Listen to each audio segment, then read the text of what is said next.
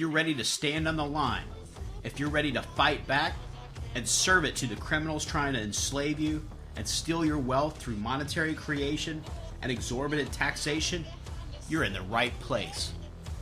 Welcome back to another edition of the Prepper Recon Podcast. Whether your plan is to bug out or bug in, CampingSurvival.com has all of your preparedness needs, including fish antibiotics, long-term storage food, water filters, bug-out bags, and first aid kits. Use coupon code PrepperRecon for 5% off your entire order at CampingSurvival.com. Hi, this is Kim Jong. Your country no good to make friend. Why turn off the internet? I was trying to watch interview on the YouTube. And this is Vladimir Putin. What's happening for oil prices? Not so good for ruble. I'm hoping I don't find out you guys is involved. Maybe you need to go prepperrecon.com. Check it out, supply store, in case somebody turn off your internet. These things happen. They have a so good concealed carry sling with patches more cool than a Dennis Rodman. And having MOLLE-compatible individual first aid kits with IBD, chest seal, quick clot, tourniquet, EMT shears, and much more. Even when I don't wear a shirt, I having IFAC from Prepper Recon with me. So, go to prepperrecon.com and click Store tab on the top of the home page. While you still can. Today we have Dana Morrison back on the show. Dana was on not too long ago to teach us the basics of using the Tails operating system and the Tor network for browsing and secure search and communications. Dana, welcome back on the show. Oh, it's great to be back. Absolutely. Now, we wanted to get you back on the show to talk about cybersecurity on the national level. You certainly proved to us that you have the expertise in our last podcast. Now, when Janet Napolitano retired as head of DHS, she said it was a matter of when critical U.S. infrastructure would be attacked, not if. Do you agree with that statement? Oh, absolutely. And I'm gonna pile on a bunch of research for you guys today. We've got all sorts of stuff all over the map, really, as far as different agencies, different educational institutions, media sources, and everything that would wholeheartedly agree with that statement. And I think the trend is holding true when we see attacks like the recent attack with Sony, and I've got a little rabbit trail with that story too. Some really interesting information behind us and things there. So. I would absolutely have to agree with that. Now, I don't know if you watch the Super Bowl. I don't really get into football too much, but we made chicken wings and had shrimp cocktail and kind of bounced back and forth between the Super Bowl and Columbo, which is on MeTV on Sunday nights. We like all the old stuff because it's not it's not pornographic and they're not using God's name in vain and all of that. So, but one of the commercials, BMW had a commercial, and it was Bryant Gumbel and Katie Couric from 20 years ago, and they're on their show trying to figure out what the internet is. We use it every day for banking, communication. It controls all of our critical infrastructure, but I'm not sure we really grasp what it is. Can you just kind of define the internet for us? Sure, yeah, and I saw that. They were talking about the @ sign and the email address, right? Trying to figure out what that was. Is it an about? Yeah. Yeah, there's a lot of misconceptions about the internet. Some people look at the internet and they think that it's just the information. Some people look at the internet and say it's about the devices. Some people think about the internet, in different, they compartmentalize it. Like you've got your email, you've got your websites, you've got your blogs, you've got whatever it is, and you kind of separate those things out. But really, the internet is the total makeup of all these things. It's not just information. It's also the variety of devices that are used to access that information. It's both sending and receiving information. So you have your laptop and you go to a website and you send out a request from your laptop that pulls back information from a website. It's this combination of both things. Now, both obviously have to be connected to the internet in order for that to happen. And we could come up with a huge laundry list of devices. I want you to think about this. I want you to think about all of the different devices just in your home or in your office that are internet connected. Now, obviously, people have their computer, so let's just get that one out of the way. Obviously, a lot of people have smartphones, right? They're connected to a wireless network or off of a cell tower, so let's get that one out of the way. So aside from your computer and your cell phone, what are some of the other devices? Yeah, my cell phone. There you go. The perfect timing. So what are some of these other devices that connect online? Well, in your home, you might have a Roku, a media streaming player of some sort. Maybe it's an Amazon, one of those Amazon, what do they call them? The Amazon TV version. Yeah, Amazon TV, the Gary Busey's advertising.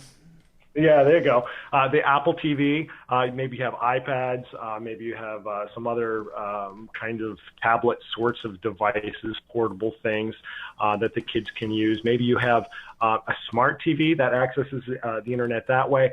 But most basically where all this stuff comes down to is where this connection comes into your home is through some sort of a router device, a wireless router or a cable modem of sorts. That it comes out from there. There's this massive growth, and Brian Krebs, who's the author of the recent book Spam Nation, he talks about this massive growth as the Internet of Dangerous Things. Pretty interesting quote. Yeah, now where did that come from, and what's that mean? Okay, so the internet is constantly changing and growing, as we know, right? Devices are changing all the time. We're always adding on more and more devices. So in the internet realm, we have new devices, we have old devices, we have changing standards of security, we have changing standards of hardware, all of these sorts of things that happen, and all of these devices just kind of connect up to this big thing we call the internet. And we've seen also shifts from stationary devices to portable devices to mobile devices, from like your desktop to your laptop to your phone. And now we even have watches. And so the big question is, with this massive growth, how do you possibly secure all of these devices? So the Internet of Dangerous Things is this simple fact that our internet infrastructure is absolutely peppered with devices that are not secure. Many devices that do not even have a simple password, very simple authentication measures set up for them. So it's like we're looking at this huge impossible task of securing this massive amount of devices that are out there floating around. I'm going to give you one little example here of the Internet of Dangerous Things here. A recent research has shown that 3% of the gas stations in the U.S. use a control mechanism for their tanks that reports, leaks and all sorts of the contamination and all sorts of things. Well, they found out that 3% of these devices don't even have a password, and somebody with an internet connection could, if they knew the IP address or whatever to get into that device, then they could somebody could hack that thing or make it misreport information. So imagine going to your gas station in the morning. Your gas station is one of those 3%, and you go to the gas station in the morning and it's shut down. The thing is, they've got the whole area. They've got it like it's almost like it's a quarantine zone because there's been some sort of a contamination report coming from this system that's supposed to help secure, make sure that things are secure, but it doesn't work because nobody actually even put the security measures into the device to help secure the gas station. So it's kind of crazy to think about that. So it's an impossible task to get all these devices, and many of these devices end up getting absorbed into what we call botnets. Now, what's a botnet? Okay, so a botnet is a network that can use or abuse computers or other devices. Recent example of a botnet attack was used against Sony, and a really wide problem that we have in the U.S. is that those home routers that we just talked about a few minutes ago, those home routers that you have probably sitting behind your television or in a cupboard or whatever, a lot of those are secure. A lot of those are given to you by an internet service provider, right? So you sign up with your internet service provider, and they send you a box, or a technician comes out with a little box and they plug it in. Well, a lot of those things never really get patched and updated. It's just way too much of a hassle for your ISP, your internet service provider, to go into all of those boxes and make sure that they're patched and updated with the latest security patches. And vulnerabilities are found all the time.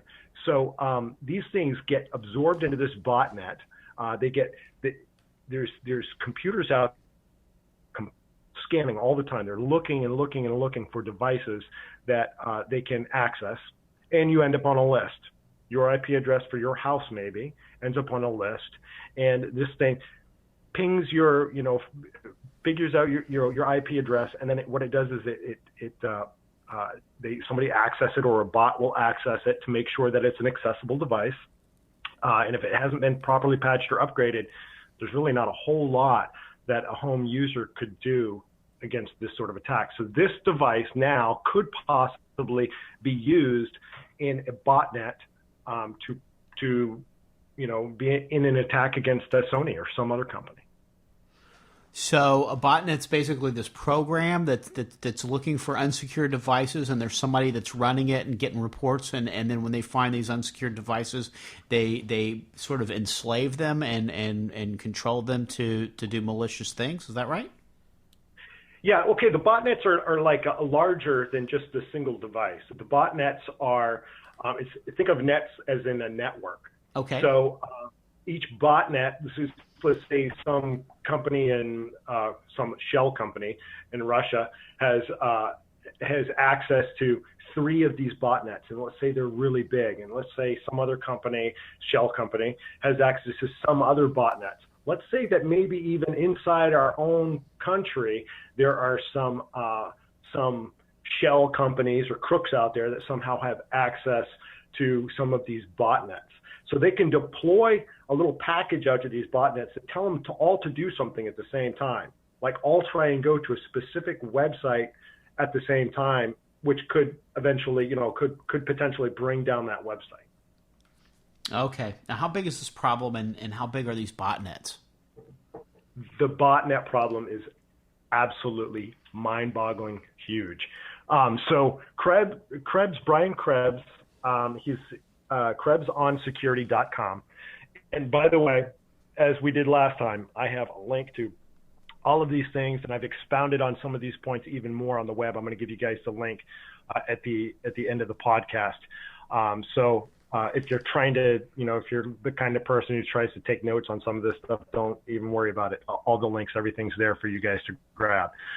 So Brian Krebs, he is a foremost researcher in the field of this internet fraud, and so he's got recent research on his website that quotes 28 million of these devices are out there that are absorbed into these botnets, or have at least the potential to be absorbed into these botnets. Wow! And if it's unsecured, then some botnet's going to find it and bring it into the network. Right. So now let's look at this and actually try and figure out from there how powerful is that? What can that actually do? Because we talk about like 28 million. What does that actually mean when we start talking about like attack and all of that? So Krebs, in his book Spam Nation again, he says it only takes about 10,000 routers or 10,000 bots out there to be effective in a large attack.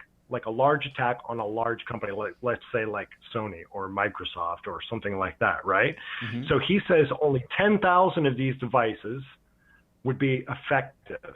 Okay, so these are like 10,000 bots. The botnet is like the collective, right? So 10,000 bots in an attack could be effective against a large, for a large attack. Okay, so now put this in perspective.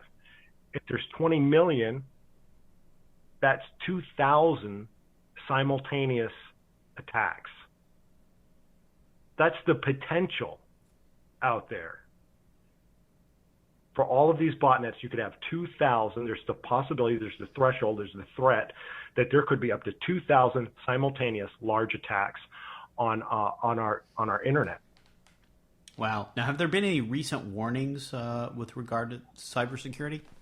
Absolutely. I'm gonna blow through these. I've got a bunch of them. So obviously, Brian Krebs, KrebsOnSecurity.com, he's got a lot of links on his website, but I also did some digging and found these. And I'm going to give you the dates, I'm going to give you the dates, the article. I have all of the links and everything on the website, but just kind of give you the snapshot. Okay. So USA Today reports power grid vulnerable to terrorist attacks. They reported this in 11/14/2012. Let's see. We've got the New York Times, power grid attacked in Arkansas, 10/8/2013. Fox News, digital sniping attack on the power grid, 2/6/2014. References back to an attack on 4/16/2013. University of California at Riverside, research on internet-based attacks on smart grid. So they've got a research paper. Bloomberg, banks and utilities as targets of Syrian attacks. The date of that one is 8/28/2013. Federation of American Scientists, that's a interesting name, isn't it? Whenever I think of Federation, I think of Starfleet, Star Trek. Physical, theirs is physical security of the grid. They analyzed this, and that was June 17th, 2014. Fox News reported on the cyber caliphate prior to Twitter attacks on CENTCOM. You remember this just recently? We had these. Yes. Yes. Okay. So they reported this prior to that. They reported this in September 14th, 2014. Krebs on security, another one from him. Home routers used in recent attacks. That was this month, January 9th, 2015. We have a Hollywood Reporter. This is a kind of an interesting article. The Hollywood Reporter, Google's Eric Schmidt, right? You know who Eric Schmidt is from Google. The internet will disappear. This is January 22nd, 2015. Now, what he means in this article is not that the internet will actually disappear. What he's saying is that we will become eventually unaware of its existence. We're so entrenched in the internet that referring to it as the internet, like a computer, like a place we go to look something up, that is basically going to dissolve over time, and how true it is that we are truly reliant on the internet. Yeah, I've been watching this. I've seen a couple of the commercials for the Secret bracelet, and that's just the creepiest thing I've ever seen in my life. The Secret bracelet. What is it?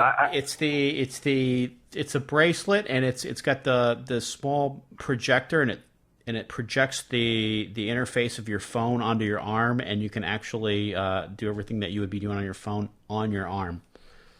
And my goodness! So you have you have satellite or cable TV that you get the commercials on, or where do you see this? That was on. I just saw it on YouTube. It was just kind of they were actually advertising there.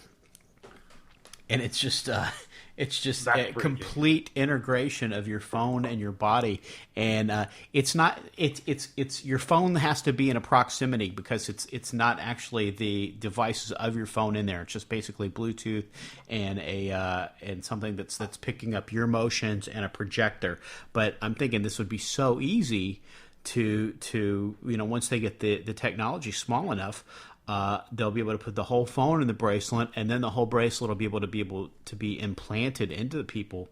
So I'm thinking that this is just the mark of the beast right around the corner. It's right. Really scary. And I'm going to put a link to that in this podcast so people can see that commercial, because it's just the creepiest thing I've ever seen in my life. That is pretty creepy. So can you project it on your right hand or on your forehead? I'm sure. Yeah. That's weird.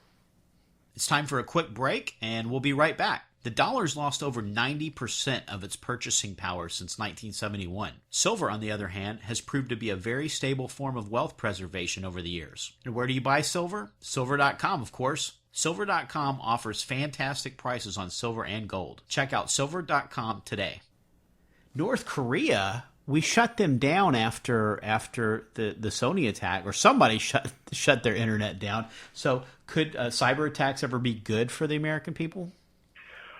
Yeah, as I started to think about this, I really, boys, I'm at odds because I think on one hand, yes, and I think on another hand, no. So let's think about this in these two respects here. So I have two pretty good examples here, and some of your listeners may have heard of these before. One is Stuxnet, and the other one is Regin. It's Regin, and I guess Symantec, the folks at Symantec.com pronounce it Regin, so I'm going to go with their pronunciation. So we have these examples where this might be something good. On the bad side of things, we see in the recent Snowden leaks, government has an extremely sophisticated method of diverting cyber attacks. And it's kind of curious because the website that I originally got some of these documents, and I'll be honest with you, I'm really not sure they want to repost Snowden docs on my blog.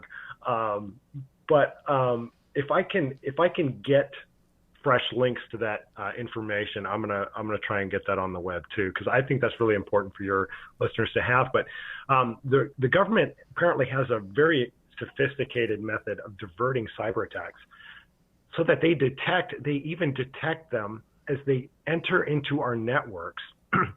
Excuse me. They have even the ability to give false information back to the attacker, so that they might perceive their attack as being successful. Yet they've diverted the attack, and maybe the company never even knows that they were under attack.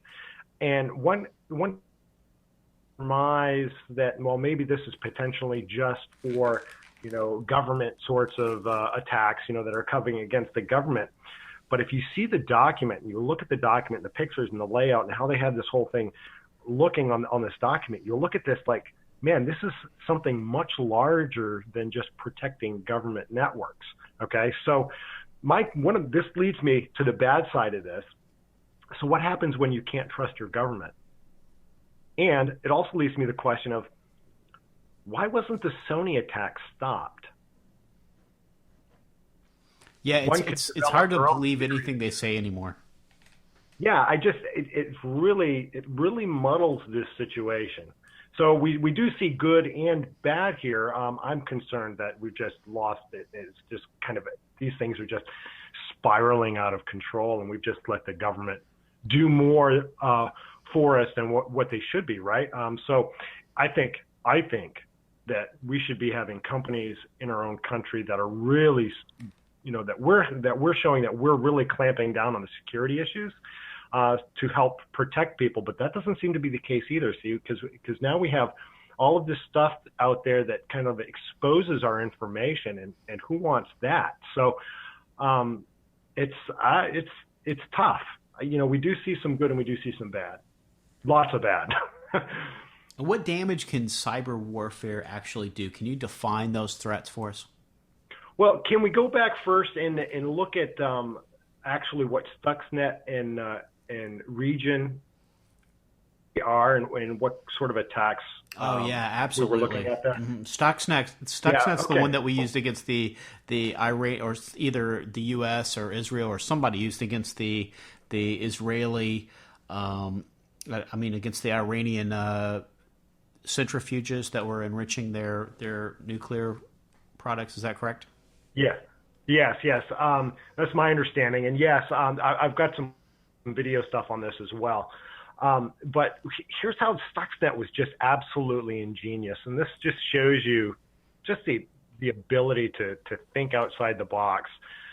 This Stuxnet began by attaching itself onto Windows laptops.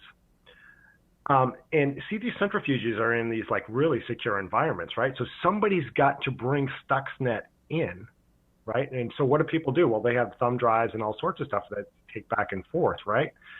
So they think they're plugging in something that's, not going to cause any harm really, but they end up infecting themselves because the Windows machines that they were already using were already infected. This thing went out on a massive scale and looked for Windows machine. I said Windows laptops. I actually meant Windows computers in general.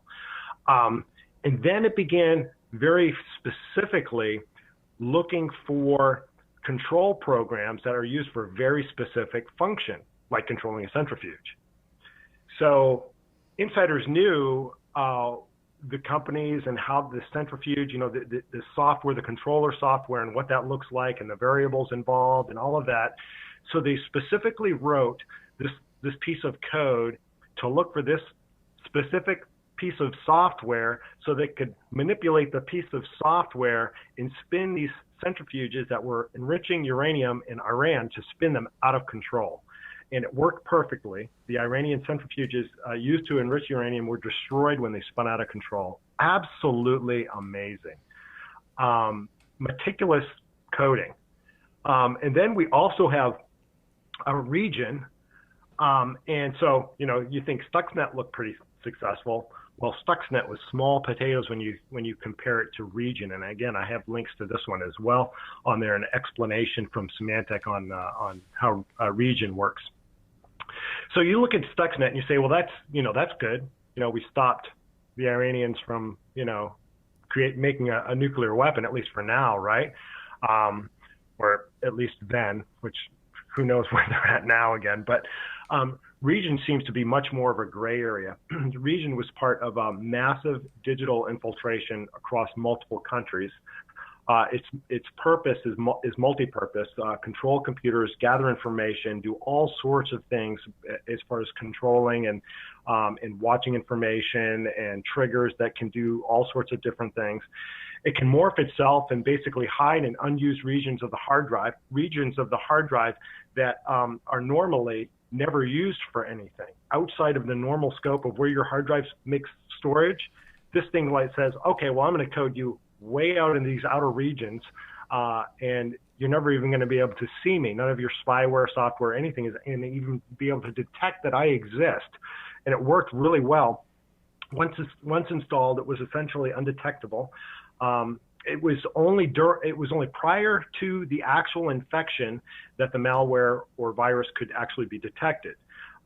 Triggers could be used to make region perform very specific tasks. One of the biggest tasks was gathering infrastructure passwords, like passwords used to control cellular, telecom, all that sort of thing, which I find really fascinating. Now, even more fascinating about all of this, and again, the links to all of this is going to be on that page. Even more fascinating than all of this are the locations that region was actually detected, because it was not detected in Europe. It was not detected in Israel. It was not detected in the USA. It was detected in countries like Russia and Syria and Pakistan. I've got a chart on the page that shows the breakdown of where these were detected.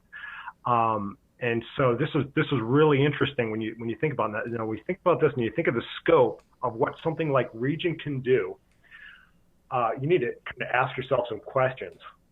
Well, what if similar undetectable malware was located in the USA? What if another country was using similar methods against us, right? Yeah, and it could be embedded there, and we wouldn't know about it until after it's triggered. So it could already be there. What if our government used such a tool against citizens? We see the NSA doing all sorts of things outside the bounds of the law, right? Mm-hmm. So what if there was another tool? Maybe region got detected, but maybe there's something else that's still out there that's even infecting our own country. We don't know, and the NSA won't tell us.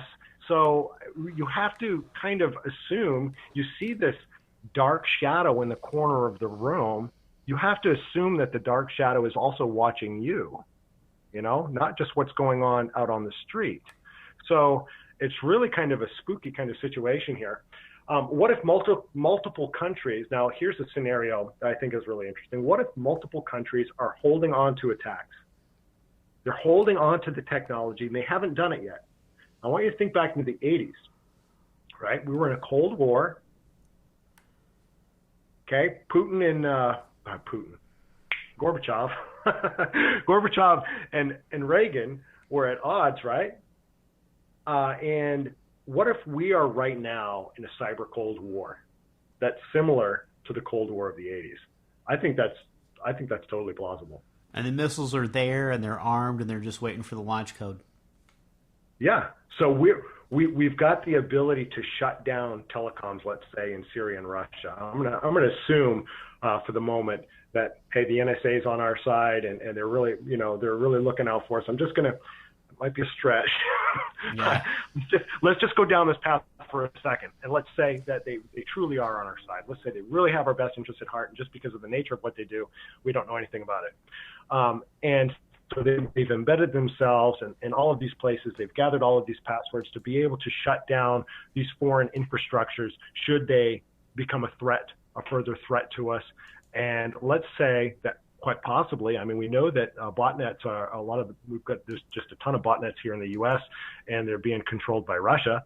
So what if they're doing the same thing? They're both kind of waiting on the trigger on this. Pretty interesting. It is. So now, can you define those threats for us? What they could do if they triggered this? Yeah, I mean, you think about anything that's electronic. We just talked a little while ago about all of these different things that connected to the internet. We have so much connected to the internet. Access to the grid in some places is connected to the internet, right? Some power plants and things like that are controlled in such a way that remote control happens, and a lot of that is supposed to be really secure, really tight. But what happens when there's a massive attack, what's called a denial of service attack against a company, against a bank? Let's say it's a bank. Let's say it's a power. Say it's your internet service provider. Let's say it's your telecoms. Maybe they go after cellular. Just really peppers cellular networks so that they're absolutely brought to their knees. What if it's used to gather personal information for identification purposes? We talked a little bit about that last time too. About trying not to become the target. So what if it is the change or control or of change of information on the internet, so that maybe when you search things, maybe it's not just being censored, maybe the information is being modified, and that technology exists to modify that information midstream. And that NSA document, that recent Snowden leak, can point to that as well. You think about power outages, like what happened. Okay, buildings closed down, emergency services were flooded with activity. Just street lights didn't work. As far as stoplights and just the chaos that happened in just a little bit of time. And I think it's really interesting. And I'm going to float this out there, and I want to be careful of saying that I don't necessarily believe that this is the case, but I think it's the Detroit outage is very interesting. September 12th, right? It's when it happened. I think it's really interesting that the news media grabbed onto that and they latched onto that while there was a problem, but we didn't really see much follow-up from any of the news media about, they said that it was faulty, a faulty cable and all of this. But we never really saw much more than that. I mean, hypothetically, could that have been some sort of a cyber attack against Detroit? Now, I know that Detroit's infrastructure is pretty poor anyway, so apologize to any of you guys out there listening in Detroit. But Detroit is known for having a poor infrastructure. So they have a 58-minute response time for 911. Yeah, that's for high priority calls. Yeah, so and beyond just emergency services, just the infrastructure in general has been run down. So, very well could have just been a corroded cable, and maybe somebody will comment on my blog and let me know that they work in Detroit and and clarify that. I hope that's the case. I hope that's all it was. But interesting, the sort of meltdown there that happened in the city, and you see that just over a few hours, right? So buildings closed down, emergency services were flooded with activity, street light were out, people were trapped in elevators, all sorts of things, right? That all of this stuff was going on at the same time. Everybody left because they could basically not do anything, right? So what if this was a longer outage? What if this happened over the course of days or maybe even weeks? I I fear that people just aren't prepared for anything that big. And if we lose power, we lose grocery stores. We lose the ability to do any banking. We lose which could also be attacked separately. But if you take out the power, you take out all that stuff as well. Yeah, and you even think about like your gas station. So let's say, oh yeah, I got to get gas on my way home from work. Oh, we're not having work today. I guess I'm on my way home. And you find out, well, let's say the gas station, let's say they have generator power. Let's say they can pump gas. But let's say maybe they can't process your credit card. And they only have a limited amount of cash on hand in the drawer, right? So we've come to rely on credit cards and all of this, and it makes for convenient, quick, easy, get in, get out, pay at the pump. But then you got to go inside and you got to transact money and find out the guy says, hey, you know what? I'm still waiting for change. I'm shut down until my manager gets back here with some cash. I mean, you have to think. You have to think about every little detail about all of these things, and when you start putting that stuff together, is when you get into some pretty scary situations. So it makes a good argument for keeping your tank at least half full, always having a little cash in your wallet. What else can we do to be better prepared? Yeah, and I want to preface what I'm going to talk about here with that I don't believe that we need to live with the spirit of fear, and I believe that the Bible's really clear on that. I don't need to live with the spirit of fear, but we should be wise in our actions, and we should be careful about the things that we do and how we prepare. And I said last time, I said, that I believe that prepping should be God-driven. It should be for us who are believers. It should be God-driven, and you should let and God just drive that activity for you, and you should be able to feel good about it and not guilty about it and all of that. But I do think there's some very simple things, and actually the first one's pretty tough. I say simple things, but the first one's pretty hard. There are 6 critical decisions that I have here. I could probably end up boiling these down to just a few things, but I have 6 on here. This is on the website too. One is that you need to decide and do. All 6 of these are decide and do. Okay, we make decisions every day, and we make actions based on our decisions. So we need to decide and do, change our mindset. Change your mindset about how you think about the infrastructure. You have to think, about the infrastructure. You're smarter than the infrastructure. Man, you got a great God-given brain to be able to think through situations, but we become so reliant on everything else around us. So we need to change our mindset. I think a lot of us are people who go out and we grab books and we read books, and then we throw them in the drawer and we kind of forget about them. And, oh, wow, there's a lot of great information there, but we really don't change the way that we think or act about certain things. And I think that can really be a problem. So we need to change our mindset. So what that is for you is going to be different. Maybe it's changing your mindset about what a long grid down situation would look like. Maybe it's deciding and doing, going out and getting just, a few weeks supply of food, maybe even, or maybe longer. So that's kind of individual. You have to decide to prioritize, right? So decide and do, prioritize. And that doesn't happen by accident. Okay, that has to be intentional. You have to decide to do it and just go out and prioritize. What areas? And as you prioritize, you can make yourself a list. Just jot down 3 things to make it easy. 3 is an easy number. Okay, prioritize like maybe what you need to learn about, maybe how to better protect your family, maybe whatever that is for you. Your skill set. I don't. So decide to prioritize. And with that comes deciding and do learn. Okay, get out there, get signed up for a first aid course. I mean, how easy is that? They're offered all over the place. First aid CPR, go take it. That's just a great way to help increase your skill a little bit. And I know this is stuff that you probably read in every prepper book that's out there, but it's really simple to do. So go learn, right? Decide and do collaborate. Don't just talk about it. A lot of us talk about collaborating, but maybe we just don't get out there and do it. So do it. You need to decide and do plan. Come up with just some basic scenarios. If you're living out on the San Andreas Fault, then maybe you need to be thinking about earthquakes. Okay, so plan. So decide and do plan, and decide and do practice.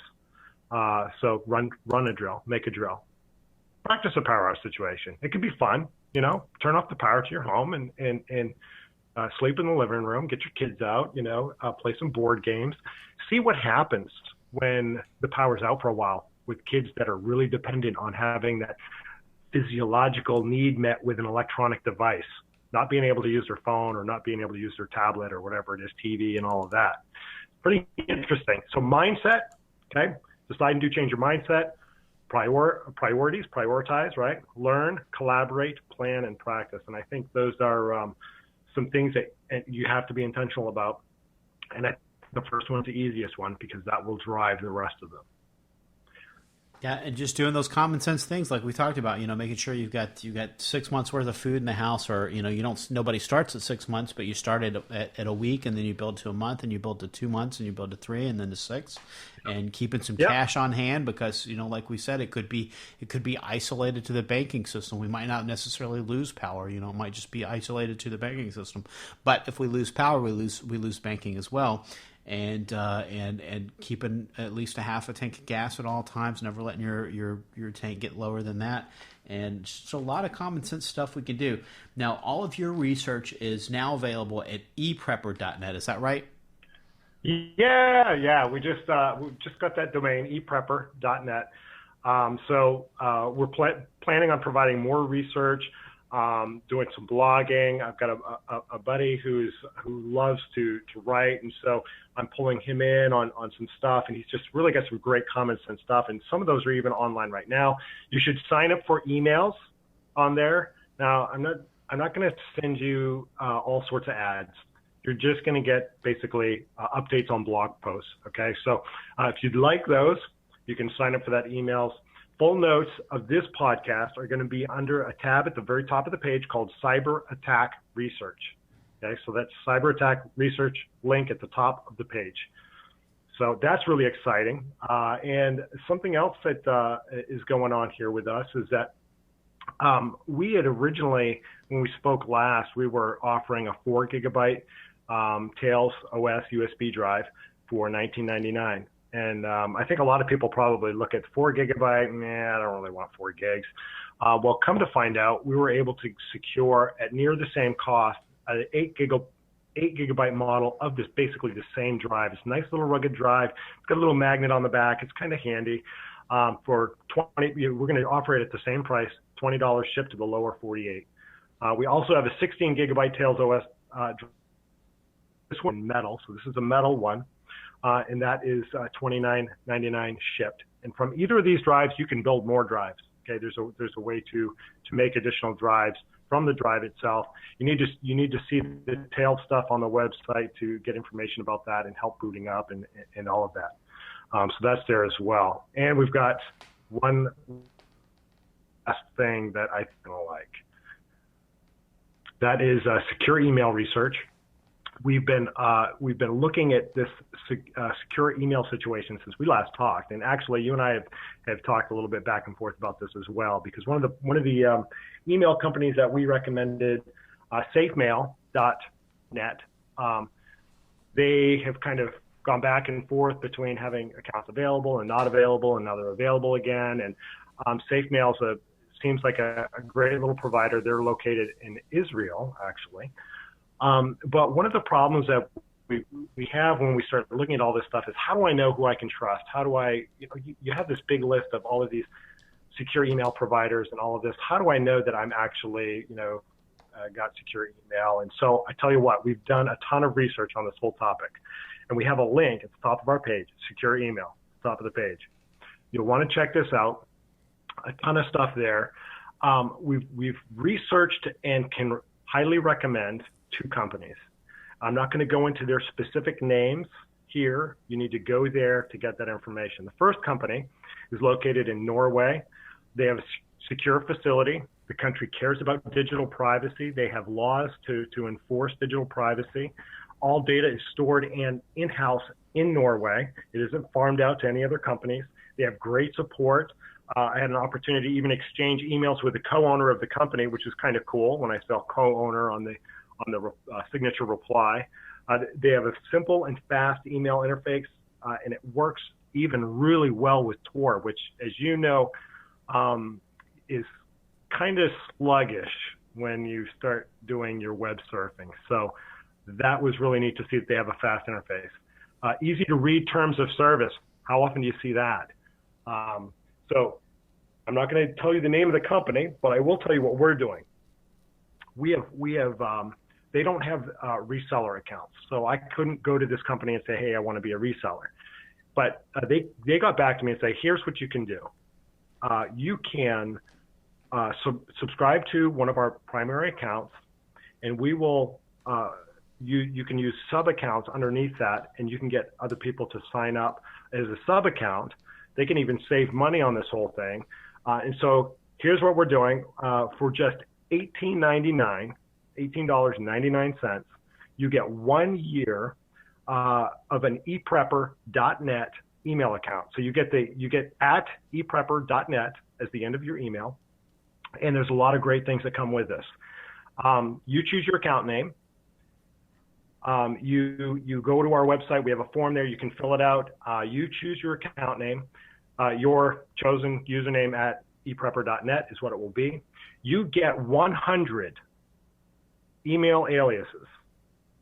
So if you decide that you want to create maybe a burner email address, or you want to decide you want to create some email address to make sure that you're not getting the spam in your regular inbox, and you want to sign up and try some things, whatever, you get 100 email addresses. It won't be at the at eprepper.net address. You'll get the one eprepper.net address, and then you get 100 email addresses that go along with this company's basic domain. So all the information that's on our site. You get fast access to their secure webmail interface, works quickly even with Tor.